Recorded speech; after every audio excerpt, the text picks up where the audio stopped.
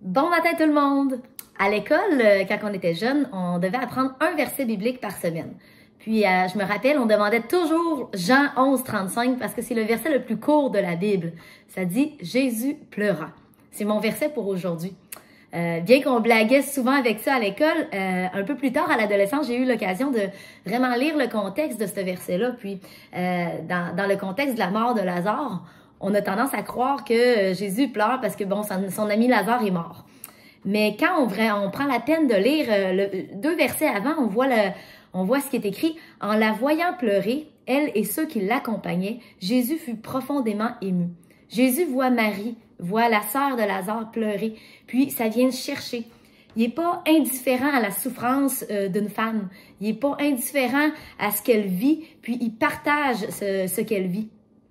Pourtant, Jésus, il sait qu'il va ressusciter Lazare. Il aurait juste pu dire, ben voyons Marie, ça va bien aller. Il aurait juste pu le ressusciter tout de suite. Mais la réalité, c'est qu'il commence d'abord par partager l'émotion de Marie, pour être avec elle.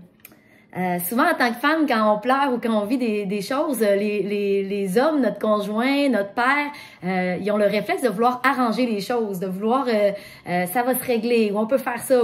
Puis moi-même, dans ma situation personnelle, en général, quand ça va pas, ça va être pire encore si on essaie d'arranger les choses. Souvent, j'ai juste besoin qu'on me prenne dans ses bras, puis qu'on me rassure, puis qu'on me laisse vivre mon émotion.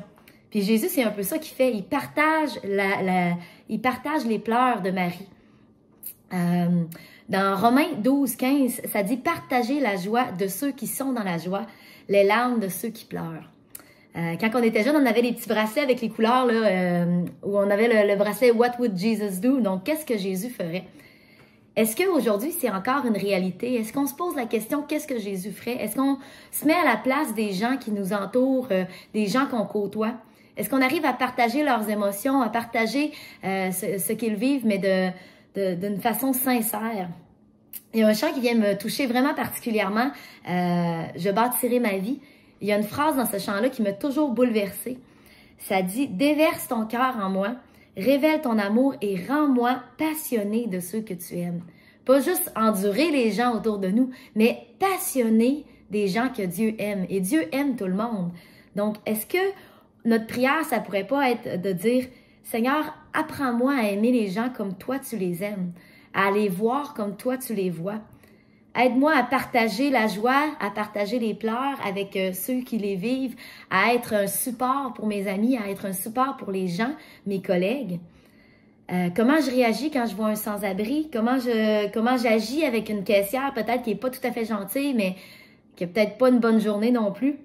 Comment je réagis avec un collègue de travail avec lequel j'ai de la misère. Aujourd'hui, je vous invite vraiment à prier pour que Dieu vous montre son cœur envers les gens autour de vous, qu'il puisse vraiment vous inciter à aimer les gens comme lui, il les aime.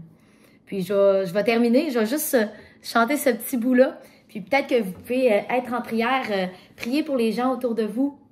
Peut-être que vous avez un peu plus de misère, mais priez pour que Dieu puisse vraiment déverser son cœur en vous, puis que vous puissiez ressembler davantage à Jésus et aimer les gens autour de vous.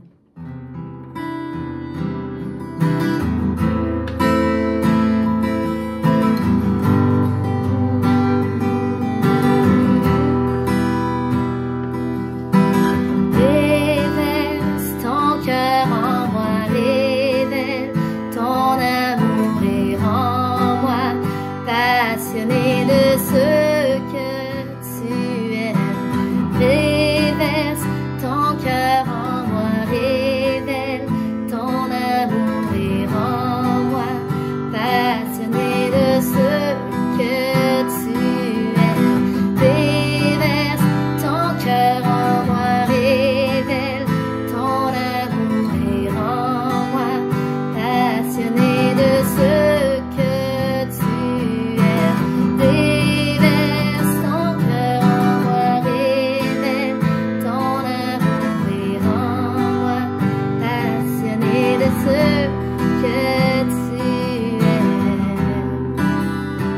Une très belle journée.